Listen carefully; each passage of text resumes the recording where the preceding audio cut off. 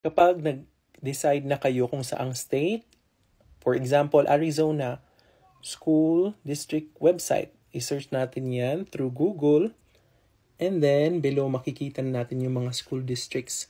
For example, i-click ko tong Scottsdale School District. Ayun, makikita na natin yung website ng school district ng Scottsdale. Pupunta tayo sa employees.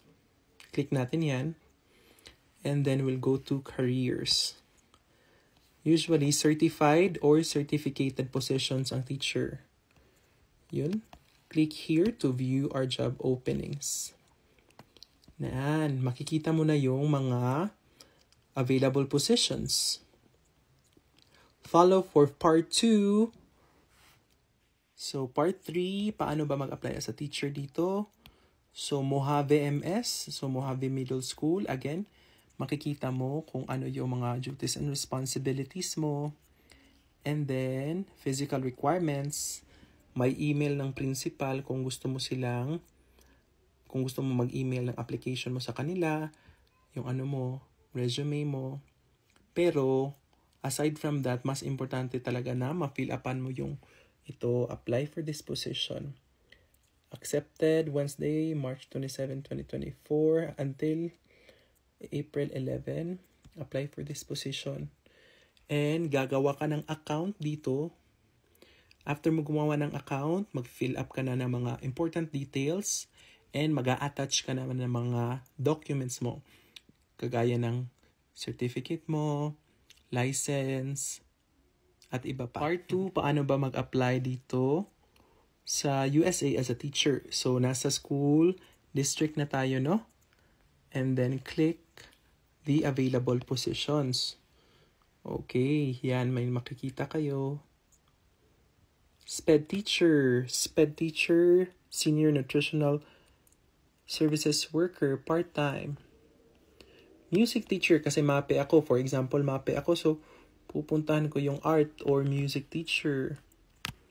Okay, art teacher. Yan. Makikita mo dyan. Duties and responsibilities. And then, full-time. Yan. Makikita mo rin yung email. Pwede ka mag-email dyan sa principal kung gusto mong mag-apply. Para makita niya yung application mo.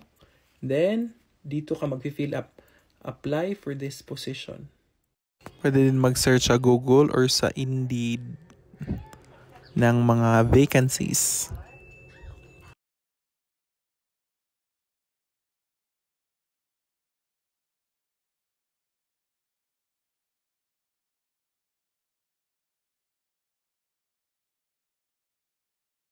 Nakakakaba talaga yung interview, no, sa teacher interview mo. Ako, yung video ko sa YouTube ito, halos 1 oras ako in-interview sa first school ko. And then sa pangalawang school ko ngayon, mas nakakakaba kasi sa personal yung interview, twice din ako nag-interview. So, 2 beses na ako kinabahan. But thank you, Lord. At napasa naman, nandito pa rin tayo nagtuturo. Ito yung tip ko, especially sa inyo na nasa Pilipinas pa at you have an upcoming interview. So, ito yung tip ko. Kasi hindi naman tayo, hindi naman talaga super magaling mag-English. Kasi hindi naman yun first language natin. So, ito yung tip ko sa inyo. So, pag ito yung laptop nyo, hanapin nyo na yung sticky notes. Sticky notes. So, yan, pag lumabas na yan, ito.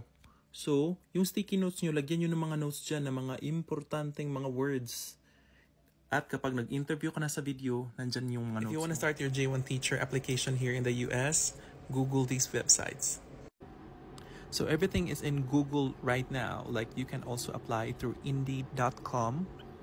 For example, you will search the specific state, like Arizona teacher hiring.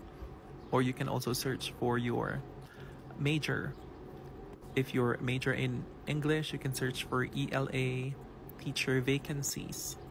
So it's so easy now. And of course, you can also email the principal so that the principal will be able to see your interest and your application. So school districts are just around the corner looking for teachers, especially J1s. God bless to your application.